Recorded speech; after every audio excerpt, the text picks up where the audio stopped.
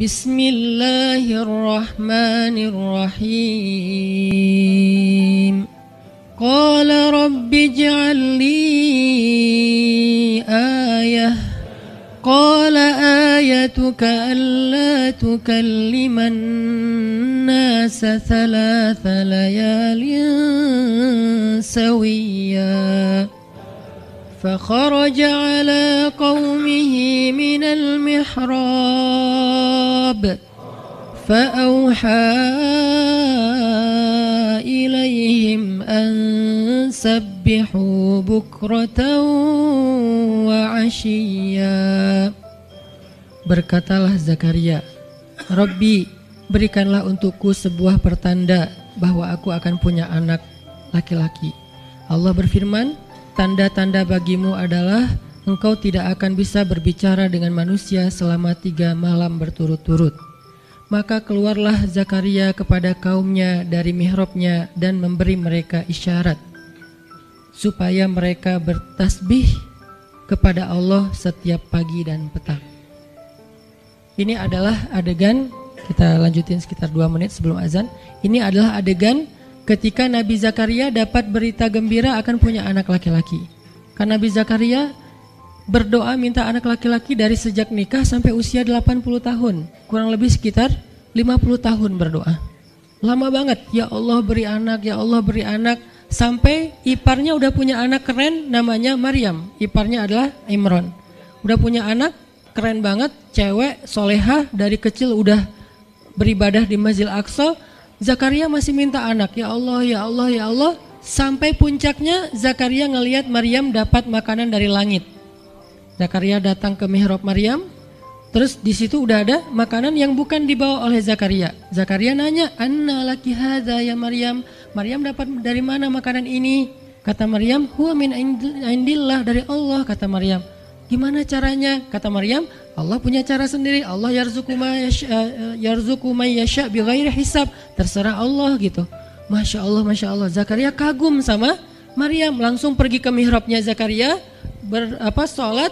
Dan di dalam sholatnya Zakaria berdoa, hunalika da'a Zakaria rabbah. Di saat itulah Zakaria benar-benar nangis berdoa kepada Allah, ya Allah, Rabbi habli min ladunka dzurriyyatan thayyibah innaka sami'ud du'a. Ya Allah, beri saya anak seperti dia, seperti Maryam. Engkau maha mengijabah doa dan saya enggak pernah berputus asa meminta kepadamu. Udah 50 tahun lebih. Tiba-tiba Allah bilang, ya Zakaria, inna nubashiruka bi ghulam ismuhu Yahya lam naj'al lahu min qablu samiyya. Zakaria, sekarang kami akan perkenankan doamu, kamu akan punya anak, beri dia nama Yahya. Belum pernah ada anak seperti dia yang soleh di muka bumi. Zakaria kaget, walaupun doa, tapi beliau masih berpikir kayak, gimana caranya saya punya anak? Ini kayak tarik-tarikan antara logika manusia dengan iman. Imannya percaya Allah Maha Kuasa, tapi logikanya gimana caranya? Istri saya udah tua, saya juga udah tua. Lalu Nabi Zakaria bertanya untuk biar lebih tenang, supaya logikanya nggak ragu lagi. Kalau imannya udah mantap, tinggal logika. Zakaria tanya, beri saya ij'al li ayah, beri saya bukti, tanda, gimana cara saya punya anak. Kata Allah, tandanya alla tukalliman nas salatsa layalin sawiyya. Kamu tiba-tiba nggak bisa ngomong. Kamu sehat, kamu nggak punya masalah, tapi kamu nggak bisa ngomong. Mau ngomong tuh gak bisa. Kamu bisa tilawah, kamu bisa zikir, tapi kamu gak bisa ngomong. Bisa subhanallah, subhanallah, subhanallah. Bisa alhamdulillahi rabbil alamin. Gak bisa.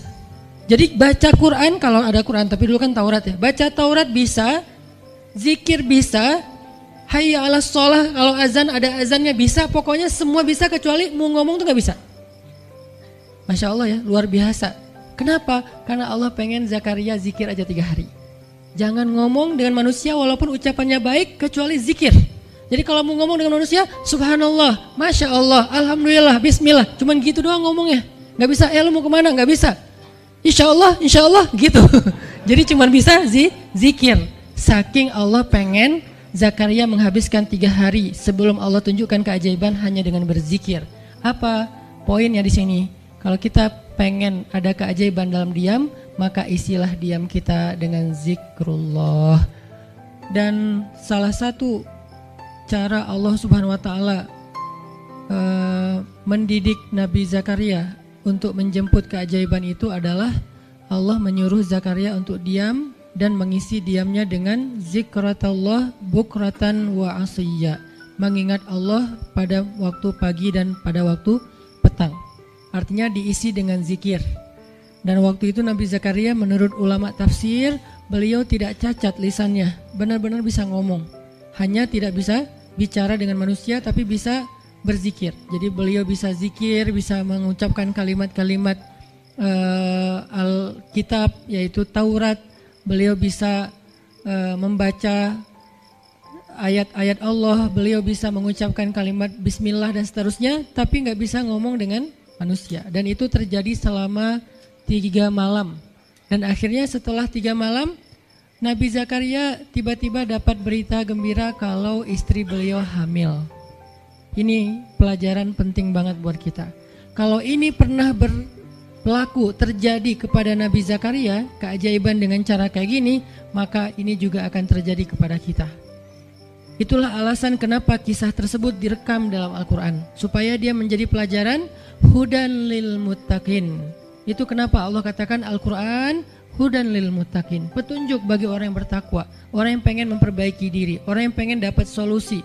Muttaqin, orang yang pengen wa may yattaqillaha yaj'al lahu makhraja, dapat jalan keluar. Wa yarzuqhu min haitsu la yahtasib, dikasih rezeki yang enggak terduga-duga. Wa may yattaqillaha yaj'al lahu min amrihi yusra, diberikan kemudahan. Wa may yattaqillaha yaj'al lahu yukaffir anhu sayyi'atih, dihapuskan semua dosa. Wa yu'dhim lahu ajra, dikasih reward yang berlipat-lipat. Maka siapa yang pengen dapetin keajaiban-keajaiban orang bertakwa itu, maka jadikanlah Al-Quran sebagai petunjuknya, hudan lil muttaqin. Nah, gimana cara kita jadiin Al-Quran sebagai petunjuk? Jawabannya juga ada di ayat yang sama, la raiba fih, jangan ragukan ayat-ayat Al-Quran, termasuk kisah-kisah yang ada di dalamnya. Sehingga kalau kita benar-benar percaya kisah Nabi Zakaria mendapatkan keajaiban dengan cara diam dan zikir, maka kita coba terapin itu dalam masalah hidup kita, insya Allah kita juga akan mendapatkan keajaiban dan kejutan seperti yang didapatin oleh Nabi Zakaria. Itu pesan poin yang ada di dalam ayat 10 dan 11 surat Maryam. Sehingga buat sebagian orang yang mungkin ngerasa selama ini sering disakiti, sering dicuekin, sering didebat, sering diapain, jangan terlalu diladenin. Kadang-kadang ada teman saya nanya ke saya, Ustadz, ini ada yang ngomongin Ustadz gini di sosmed, perlu kita balas nggak nih? Saya bilang udah diamin aja.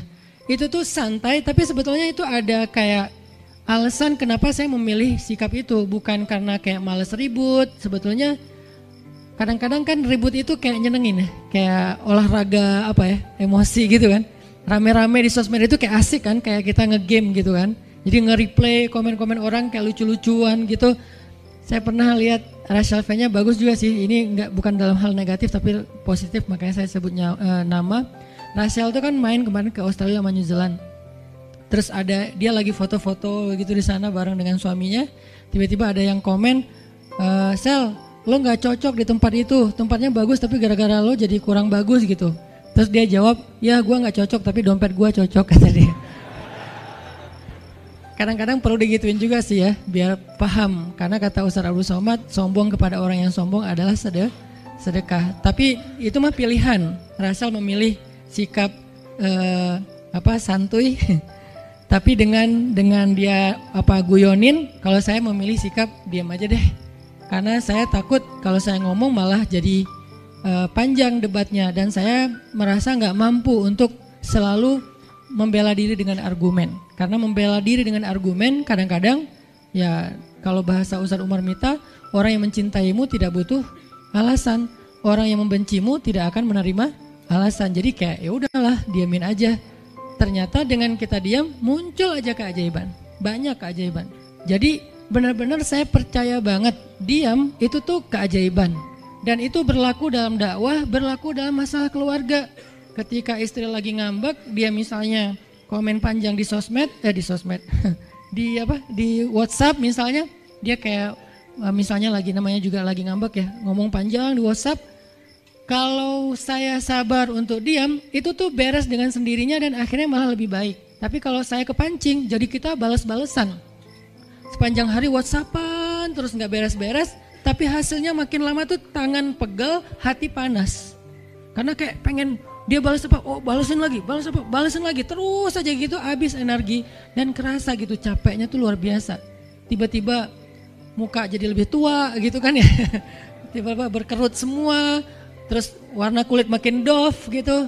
Ini gara-gara efek stres kali ya. Jadi intinya adalah jangan diladenin, diamin aja setelah kita klarifikasi fitnah. Kalau itu berbentuk fitnah, tetap kita butuh tabayun, klarifikasi biar tidak menyebar fitnah. Tapi beres klarifikasi nggak usah diperpanjang.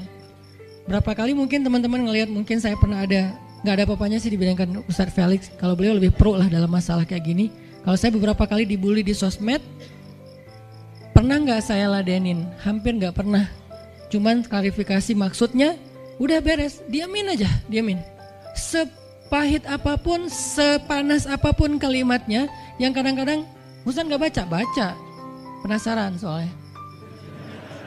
Kalau kita diam karena nggak baca, mungkin nggak ada challenge-nya kan. Ini baca, komennya semua sampai ribuan itu satu-satu dibaca. Fakuli washrabi wa qarri aina fa imma tarayinna minal bashari ahadan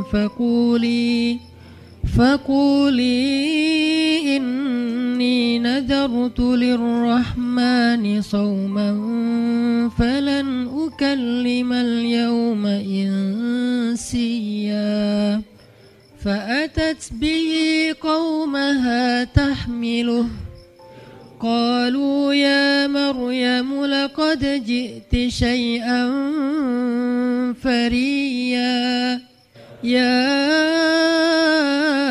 أخت هارون ما كان أبوك امرأ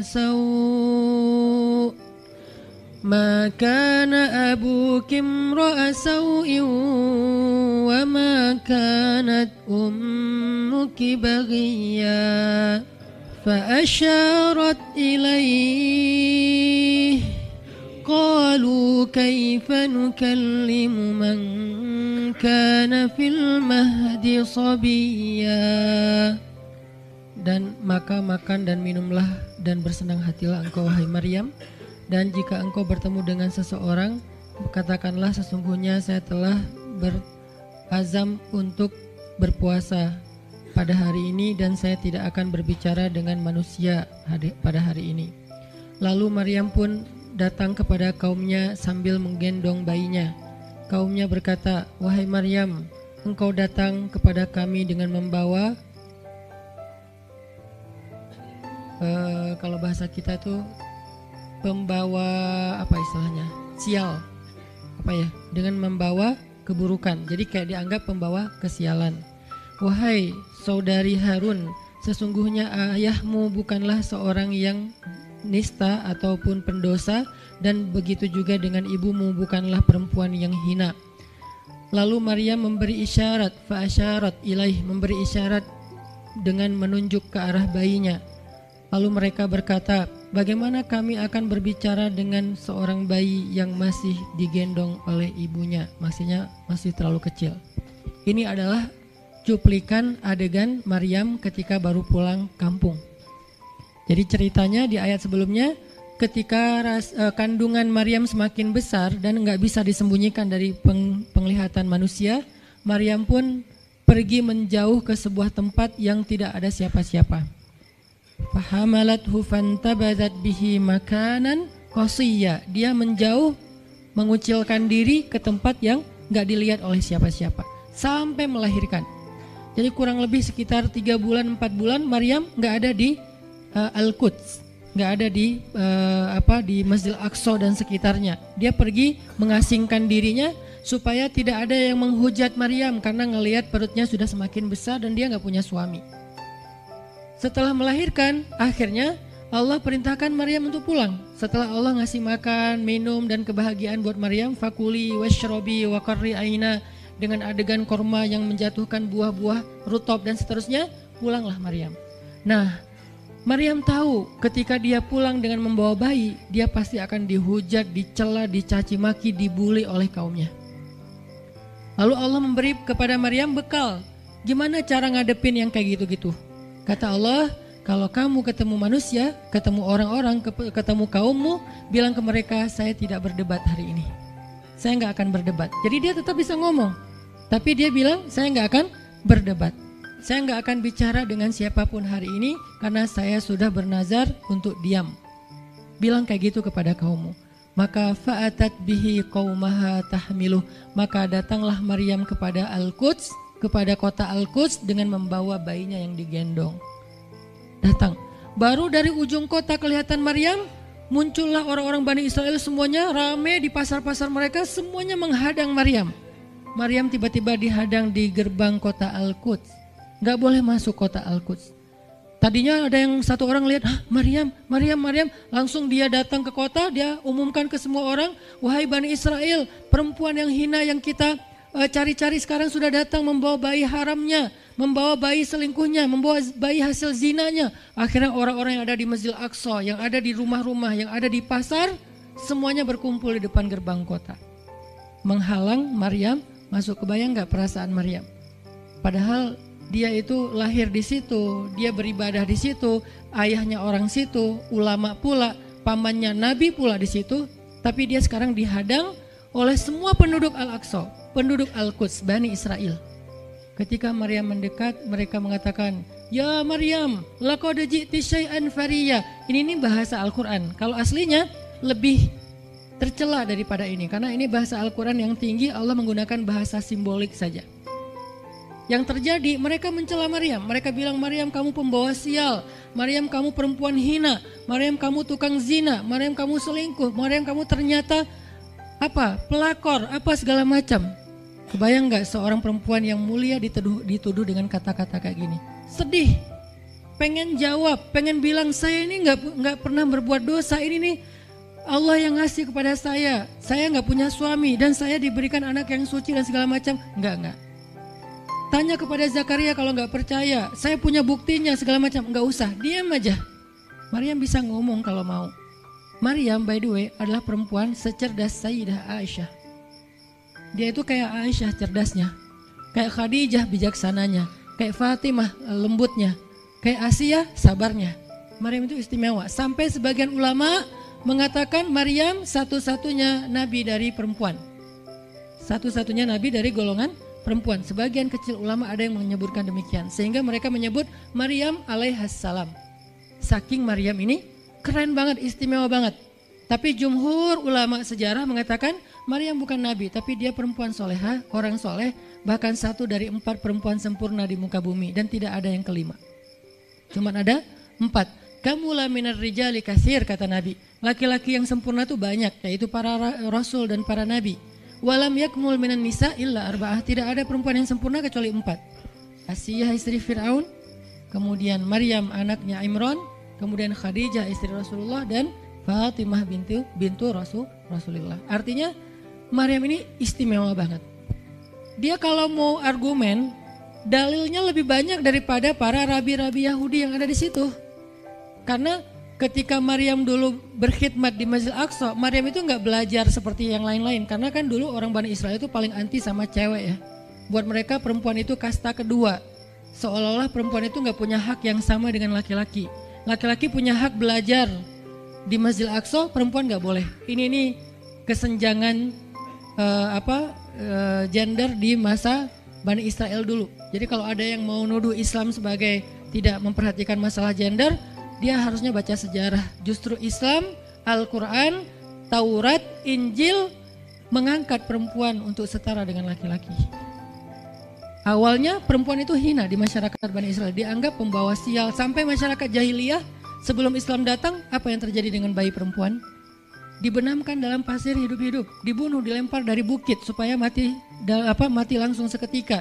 Kenapa? Termasuk Umar pernah membunuh bayi perempuan. Umar radhiyallahu an. Kenapa dia sedih banget? Karena dia ingat masa lalu ketika dia pernah membunuh bayi perempuan. Kenapa mereka membunuh bayi perempuan?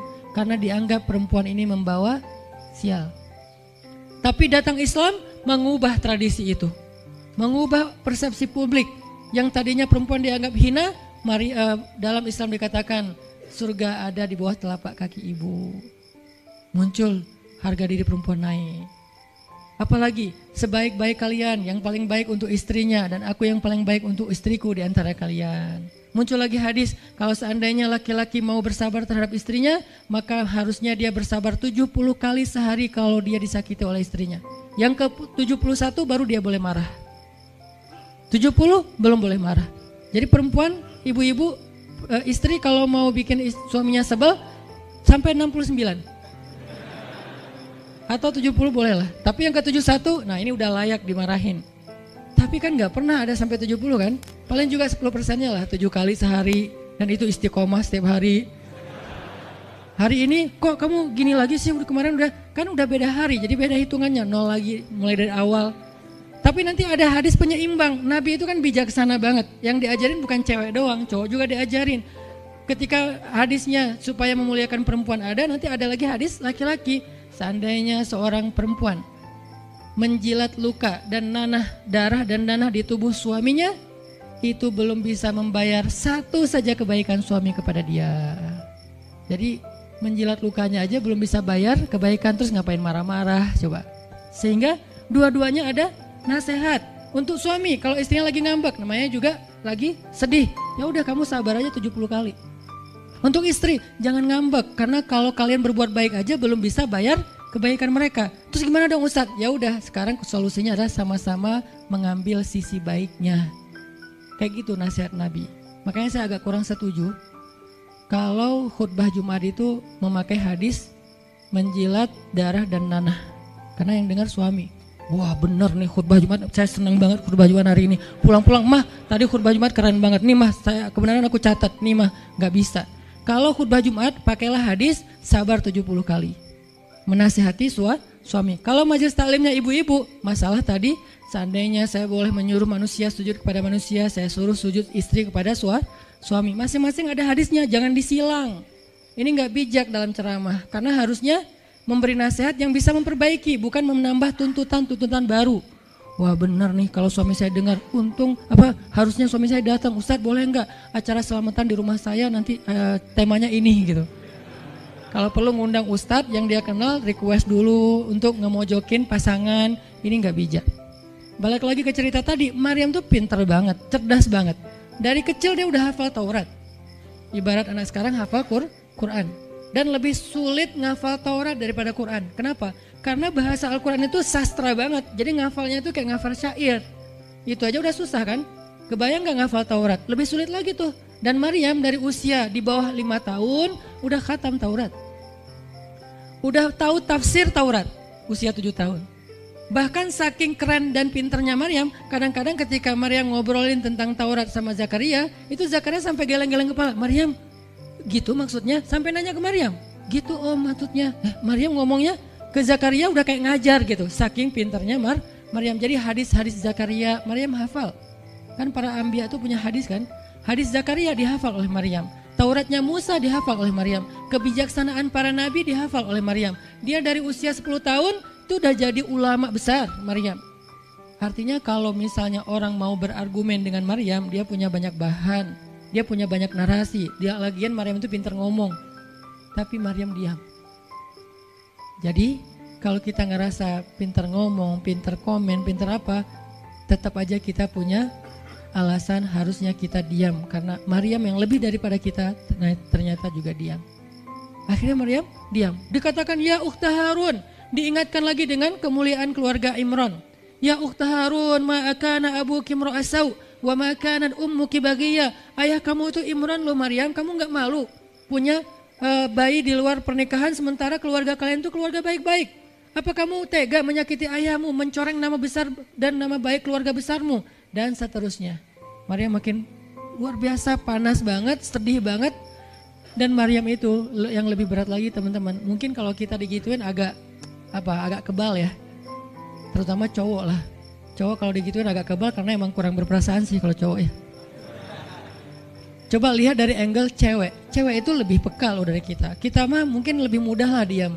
Diomelin, diam aja. Karena kita kan orangnya agak santuy gitu kan. Kalau cewek itu gak bisa gitu. Makanya lihat angle ini dari angle cewek. Kalau tadi Zakaria, sekarang Maryam. Dan Maryam lebih peka daripada semua cewek yang ada di muka bumi. Lebih perasa lagi daripada perempuan yang ada di muka bumi. Sangat-sangat pemalu. Saking pemalunya, ketemu cowok keren, ta'awuz coba. Cewek itu perasaannya lebih dalam daripada kita. Jadi kalau misalnya cewek-cewek, Maryam tuh gak punya, ketemu cowok keren aja dia ta'awuz. Siapa cowok keren yang ditemui Maryam? Jibril. Gabriel loh yang ditemuin. Dan waktu itu Jibril menjelma. Apa? Fatamatsala laha basyaron sawiyya. Jibril menjelma sebagai basyaron sawiyya. Allah yang ngomong tuh, cowok keren. Allah yang bilang keren. Kalau kita merasa udah paling keren, menurut Allah biasa-biasa aja. Karena Allah pernah menciptakan Yusuf, Allah pernah menciptakan Muhammad, Allah pernah menciptakan Yahya. Kita merasa paling keren, Allah pernah menciptakan Sarah, perempuan paling keren juga, Aisyah, Fatimah. Jadi buat kita kayak udah kegeeran paling keren se-Bandung gitu kan ya. Menurut Allah mah biasa. Kalau Jibril, Allah sendiri yang bilang dia tuh emang keren. Jibril emang bukan malaikat, tapi kalau ketemu manusia, kecuali para nabi, Jibril itu menjelma sebagai manusia.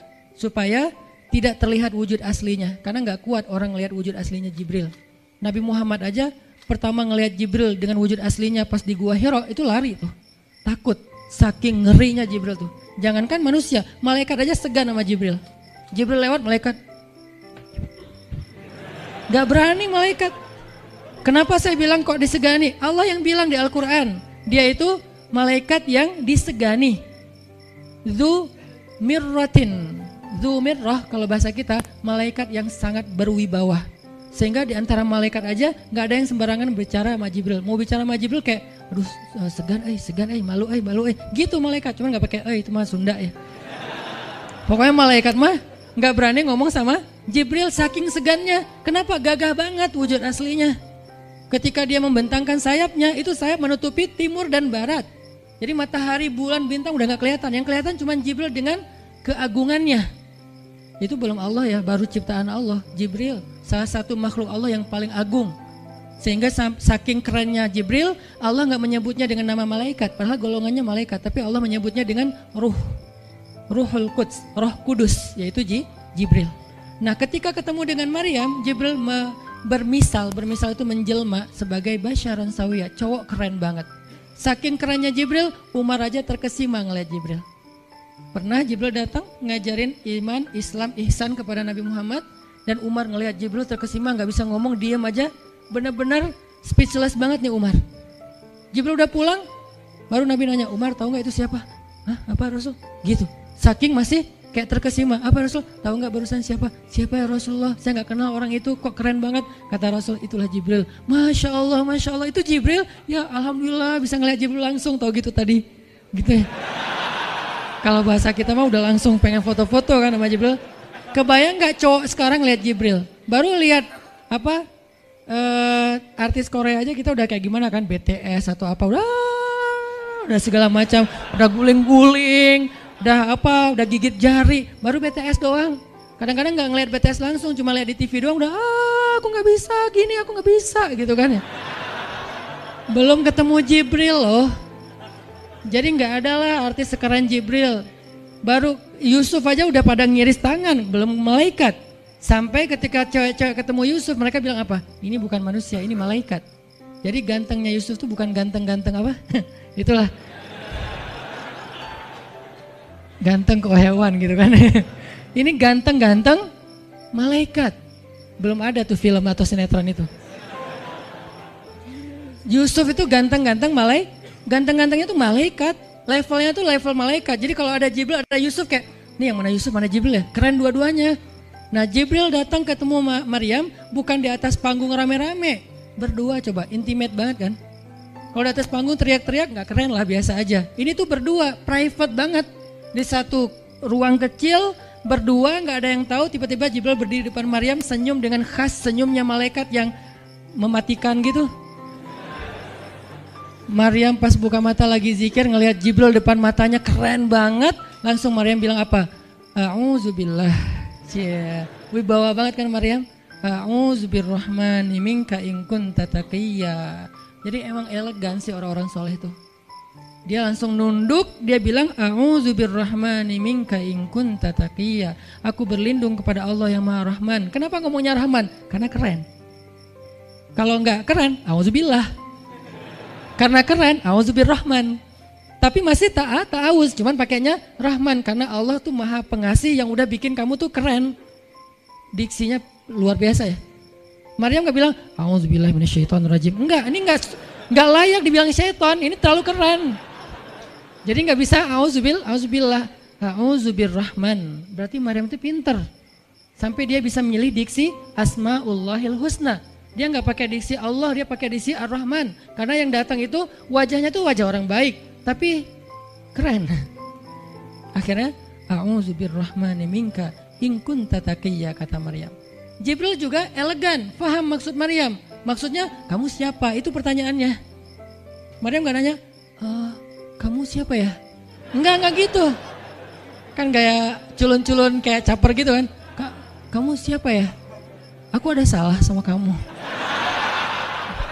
Enggak gitu sih Maryam ngomongnya. Saking elegannya Maryam, dia nanya kamu siapa tapi pakai kalimat zikir. Keren gak sih? Kita kadang-kadang zikir A'udzubirrahmani minka in kunta taqiyya. Artinya apa Mbak? Sama-sama gak elegan ya. Kalau Maryam sama Jibril dua-duanya elegan. Bahasa orang elegan tuh emang banyak kode sih. Jadi kita mah yang polos-polos kayak gini, yang remeh-remeh rempeyek gak jelas gini, ya gak akan paham kalau gak baca tafsir. Makanya kalau mau theater of mind, baca Quran itu pakai tafsir, pakai kisah. Baru kita ngerti kondisinya, oh gitu banget ya, dahsyat banget ya kejadian waktu itu. Jibril datang dengan wujud yang kerennya. Maryam pengen nanya kamu siapa, kok tiba-tiba masuk ruangan saya. Tapi bahasanya a'udzubirrahmani minka in kunta taqiyya. Aku berlindung kepada Allah yang Maha Baik darimu kalau kamu takut kepada Allah. Maksudnya kamu siapa? Takut gak kamu sama Allah? Baru Jibril mengatakan saya adalah utusan Allah, berarti malaikat, untuk memberi kabar kepadamu kalau kamu akan punya anak. Baru Maryam melihat gimana saya punya anak. Ya udah ada obrolan nih. Dan mereka udah biasa aja, oh Jibril saya kira siapa, udahlah gak mungkin. Artinya udah kayak gitu nih kesolehan Maryam. Artinya Maryam itu orang yang sangat peka banget, perasaannya dalam banget. Terus nanti ketika Maryam melahirkan anak, tahu gak kata-kata Maryam apa? Ya laitani mittu qabla hadha wa kuntu nasyam mansiya. Saat Maryam merasakan sakitnya kontraksi, mau melahirkan Isa, Maryam itu sambil kontraksi sambil bilang ya laitani mittu qabla hadza wa kuntu nasyan mansiya. Aduhai seandainya saya mati aja sebelum kejadian ini dan saya dilupakan oleh manusia seolah-olah saya tidak pernah ada. Kenapa Maryam ngomong kayak gini? Maryam ngebayangin betapa malunya dia nanti kalau harus membawa bayinya ketemu Bani Israel yang pada bawel. Bani Israel itu terkenal kaum yang paling bawel. Bawelnya banget. Kalau kita baca Al-Baqarah itu isinya kebawelan Bani Israel. Kata Nabi Musa, sembelihlah Al-Baqarah. Al-Baqarah itu kan banyak, yang warna apa? Cari yang warnanya bersih. Yang bersih kan juga ada belang-belangnya gak dikit. Terus yang beratnya berapa kilo, yang dari mana, dari Bali atau NTB atau dari mana? Bawel banget. Udahlah cari aja seekor sapi, sembelih beres. Tapi nanya lagi, bertele-tele. Itulah Bani Israel. Dan Maryam tahu banget karakter kaumnya. Jangankan dengan fitnah kayak gini nih, ketemu Nabi yang udah menyampaikan hal yang benar aja, itu di debatnya tuh habis-habisan. Apalagi dengan kondisi Maryam. Makanya Maryam takut banget, dia nggak kuat menanggung malu. Kalau kita mungkin masih kuat lah nanggung malu, kadang-kadang malah malu-maluin gitu kan. Kalau Maryam nggak kuat nanggung malu, berarti orang yang seperti ini harusnya kan berat banget untuk diam kan, nggak akan kuat diam, harusnya dia ngomong gitu, dia belain diri. Tapi Maryam itu sisi lainnya adalah perempuan yang mukminah, siddiqah, sangat yakin sama Allah. Allah suruh diam, ya udah diam. Gimana pun dihujat, diam. Kata Allah diam. Ya Allah mereka bilang saya tuh berzina, diam. Ya Allah bilang ini anak haram, ini anak saya nih, anak yang mulia. Anak yang satu-satunya ketika lahir nggak disentuh setan di antara manusia loh. Satu-satunya manusia ketika lahir nggak disentuh setan. Nabi Muhammad setannya malah diislamkan.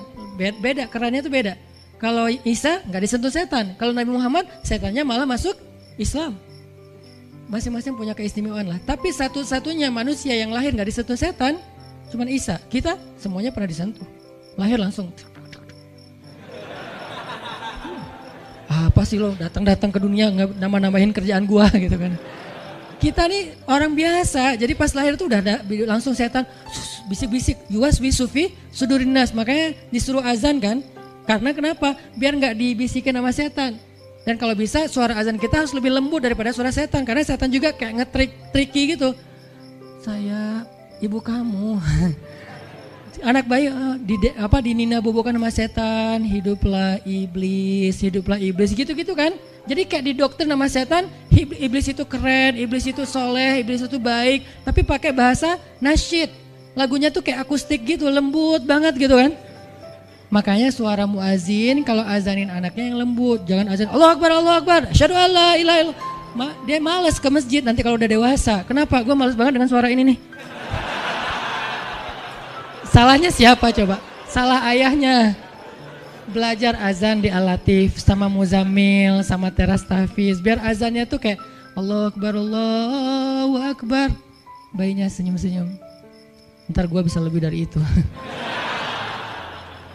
Canda. Intinya adalah Maryam itu pemalu banget. Jadi dia bisa banget untuk ngebales. Tapi dia diam. Sampai akhirnya fa'asyarat ilaih. Dia memberi isyarat. Arti memberi isyarat, dia nunjuk ke arah Isa alaihissalam yang masih digendong. Kalau kalian mau ngomong aja sama bayinya. Allah yang nyuruh kayak gitu. Makin kayak marah dan makin menjadi-jadi orang Bani Israel ketika Maryam memberi isyarat nunjuk ke arah Isa. Mereka bilang, ya Maryam, kamu udah gila apa? Sekarang kamu nyuruh kami bicara dengan bayi yang masih dalam gendongan ibunya. Benar, Maryam tuh ternyata udah stres gila. Dia gara-gara ditinggal sama selingkuhannya, sekarang dia jadi orang gila. Wah, luar biasa tuduhan kepada Maryam. Maryam diam aja, sedih, nahan air mata. Tapi bukan emotikon yang menggenang air mata di sini ya.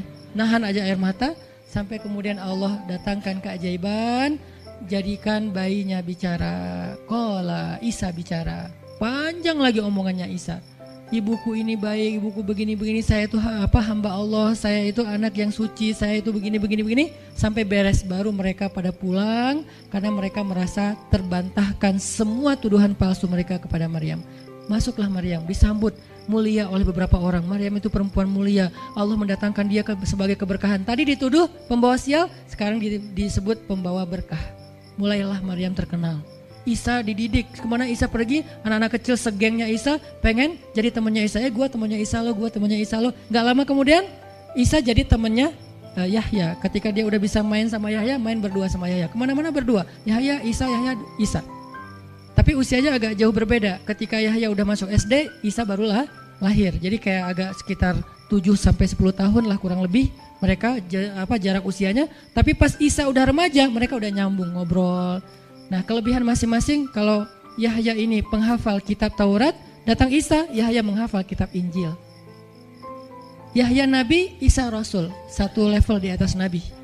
Kalau Nabi mengikuti ajaran Rasul sebelumnya, kalau Rasul membawa ajaran baru. Jadi sebelum Isa lahir, Yahya mengikuti ajaran Musa dengan kitab Tauratnya. Setelah Isa lahir, Yahya mengikuti ajaran Isa dengan kitab Injilnya. Jadi bisa dibilang Nabi yang mengikuti dua ajaran Rasul, Yahya alaihissalam. Dia menghafal dua kitab suci sekaligus, Taurat dan Injil. Perempuan Maryam radhiyallahu anha, dia menghafal kitab Taurat dan Injil dari anaknya sendiri. Inilah kisah Maryam yang mendapatkan keajaiban dengan cara diam.